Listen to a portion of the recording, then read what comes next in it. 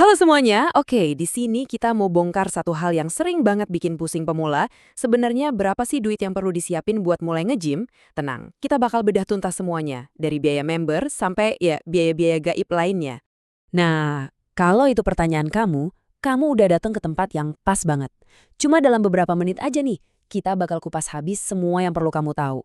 Tujuannya? Biar kamu bisa mulai journey fitnessmu tanpa bikin dompet nangis. Yuk, langsung aja kita mulai. Oke, pertama-tama kita lihat dulu deh gambaran besarnya harga gym di Indonesia tuh kayak gimana.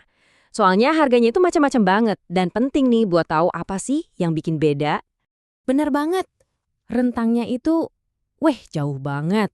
Dari yang 100 ribuan sampai bisa di atas 1 juta sebulan loh. Kuncinya itu biasanya di dua hal, lokasi sama fasilitas yang ditawarin. Jadi jangan kaget ya kalau nemu harga yang jomplang banget. Mah, ini dia perbandingannya, biar lebih jelas. Kalau gym ekonomis, ini cocok banget buat kamu yang emang fokusnya cuma buat angkat beban, latihan inti, pokoknya no frills.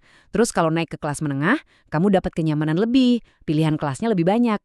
Nah, kalau yang premium, ya udah jelas ya, ini soal pengalaman mewah.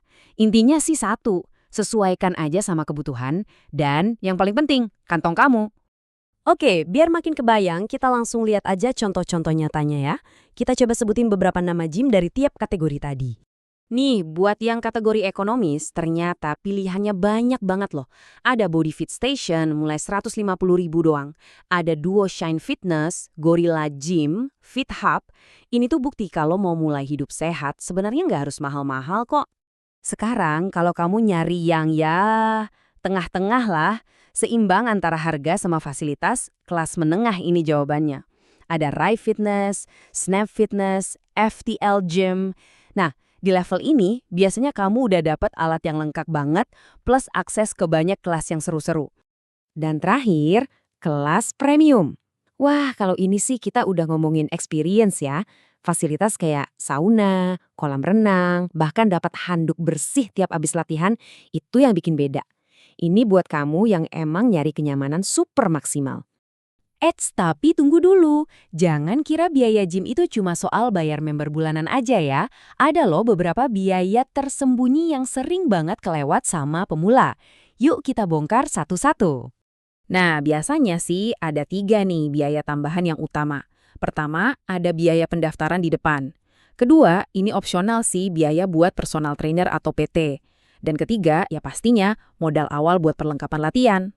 Oke, yang pertama biaya pendaftaran atau admin. Ini biasanya cuma bayar sekali aja pas awal daftar. Gedenya beda-beda, tapi siapin aja dana di kisaran segini. Tapi kadang-kadang ada promo loh yang ngegratisin biaya ini, jadi pintar-pintar nanya aja ya. Terus personal trainer atau PT itu apa sih? Gampangnya, mereka itu guru fitness kamu. Ini penting banget, apalagi buat pemula, biar gerakannya bener dan gak malah cedera. PT ini yang bakal mastiin latihan kamu tuh efektif dan pas sama tujuanmu. Harganya emang lumayan, nggak bisa bohong. Tapi ada triknya nih, kamu tuh nggak harus pakai PT selamanya. Cukup ambil aja katakanlah 2 atau 3 sesi di awal. Tujuannya buat belajar teknik dasarnya yang benar. Abis itu kamu bisa latihan mandiri. Nah, ini cara pinter buat dapat ilmunya tanpa bikin kantong jebol. Terakhir, perlengkapan. Anggap aja ini investasi sekali di depan, nggak usah kok beli yang paling mahal, yang penting itu fungsinya dapet dan nyaman dipakai. Kalau ada satu yang paling penting, itu sepatu. Pilih sepatu yang pas ya, sisanya bisa banget disesuaikan sama budget. Oke, sekarang kita udah tahu nih komponen biayanya apa aja. Pertanyaan berikutnya, cara bayar yang paling cerdas gimana? Bayar harian, bulanan, atau langsung tahunan ya? Coba kita bandingin. Nih lihat deh perbandingannya. Bayar harian atau day pass itu enak buat coba-coba. Tapi kalau dipakai rutin jatuhnya mahal banget. Kalau bulanan ini pilihan paling umum dan aman. Tapi kalau kamu emang udah niat dan serius, pakai tahunan itu udah pasti yang paling irit. Coba deh kita hitung-hitungan simpel ya. Misalnya member bulanan itu Rp400.000. Terus kamu datang 16 kali sebulan, itu kan cuma 4 kali seminggu. Artinya, sekali datang itu cuma kena 25.000. Coba bandingin sama bayar harian yang bisa 75.000 atau lebih. Jauh banget kan bedanya? Kelihatan kan untungnya di mana? Dan ada satu lagi nih, faktor psikologisnya. Benar banget kayak yang ditulis di sini. Kalau orang udah bayar buat setahun di depan, rasanya tuh sayang kalau nggak dipakai. Jadi ada dorongan buat nggak bolos, buat lebih konsisten. Jadi komitmen di duit itu ngebantu komitmen buat latihannya juga. Oke, kita udah dapat banyak banget info nih. Sekarang, yuk kita rangkum semuanya jadi beberapa tips praktis. Anggap aja ini checklist cerdas sebelum kamu tanda tangan jadi member. Nah, ini dia intinya. 1, tentuin tujuan kamu mau ngapain. 2, lokasi itu kunci, cari yang dekat biar nggak ada alasan mager. 3, jangan langsung ambil tahunan, coba dulu sebulan. 4, pinter-pinter cari promo, tapi jangan kalap sama fasilitas yang nggak kamu butuhin.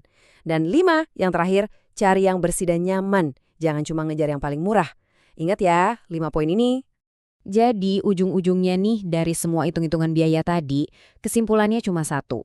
Investasi paling penting itu sebenarnya bukan soal uangnya, tapi soal konsistensi kamu. Itu yang paling mahal. Jadi pertanyaannya sekarang buat kamu, udah siap buat mulai?